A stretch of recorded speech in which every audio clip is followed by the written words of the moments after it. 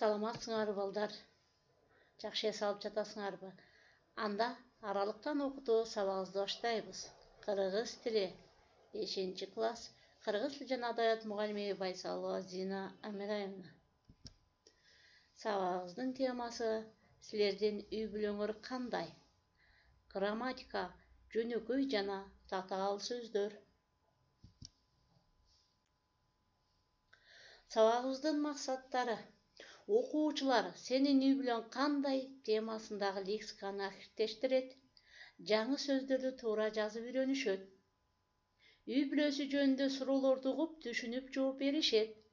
Кыргыздарда апасынын жана атасынын туугандарын кантип аталышы жөнүндө маалымат менен таанышышат. Жөнөкөй жана татаал сөздөр. Жөнөкөй сөз бир гана сөздөн турат. Мисалы: көл, баш, жол, сүт, ун, нан.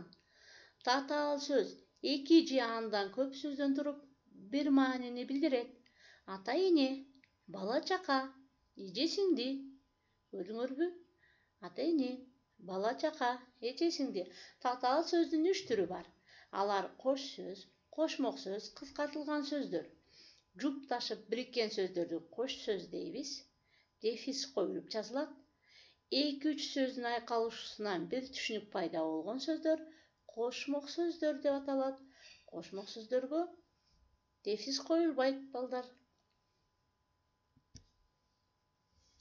Жаңы лексика менен таанышабыз. Үй бүлөлүк дарак, муун, ар ким, элестетет, тааныштыр, тууган, ден соолук, таяке, таеже, таята. Биз колдонуп эле жүргөн сөздөр. Ушул лексикаларды кайсы убакта колдонобуз? Ошо менен таанышабыз, балдар. Силер өтүлгөн темалар боюнча суроолорго жооп бергилечи, балдар. Силердин үй бүлөлүк дарагыңарда канча адам бар? Силердин үй бүлөлүк дарагыңарда канча муун бар? Сенин ата-энең, чоң атаң, чоң энең кайсы жерде төрөлүшкөн?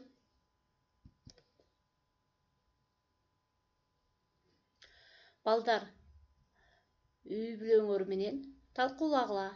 Үй бүлөңөр менен отурганда, ата-энеңер менен отурганда, ушул түшүнүктөрдү түшүнүп алгыла. Үй бүлө силер үчүн эмнени түшүндүрөт? Эмне үчүн ар ким үй бүлөнү ар кандай элестетет? Апаңдын туугандарын эмне деп айтабыз? Ал эми атаңдын туугандарын эмне деп айтабыз, балдар? Апаңдын атасы таята болот, апаңдын апасы тайэне болот, апаңдын ага-инисин тайке дейбиз. Ал эми апаңдын эже-сиңдилерин таэже дейбиз. Ал эми атаңдын туугандары: атаңдын атасын чоң ата, атаңдын апасын чоң эне, атаңдын ага-инилерин аба же аке, атаңдын эже карындаштарын эже деп айтат экенбиз, балдар. Баарыңар кунт коюп билип алгыла. Эми балдар, карагылачы, 9-көнүгүдө досуң үйүңө конок келди. Ага үйдөгүлөрдү тааныштыр. Кантип тааныштырабыз? Карагыла. Бул менин апам жана атам. Апамдын аты Айша, атамдын аты Капар. Бул менин чоң атам, аты Аскар. Бул менин чоң энем, аты Жаркын.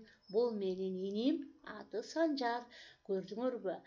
Досуңар келгенде аны дасторконго отургузуп, сыйлап, үйүңдөгү ар бир үй бүлөлүк мүчөлөрүңөр менен тааныштыргыла, балдар.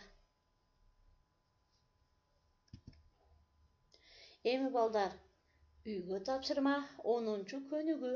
10-көнүгүдө, балдар, силер ушул биз өткөн жаңы лексикаларды колдонуп, үй бүлөңөрдө эже сиңдиңер же болбосо агаңар, тайке, тайтаңарга кат жазгыла, балдар.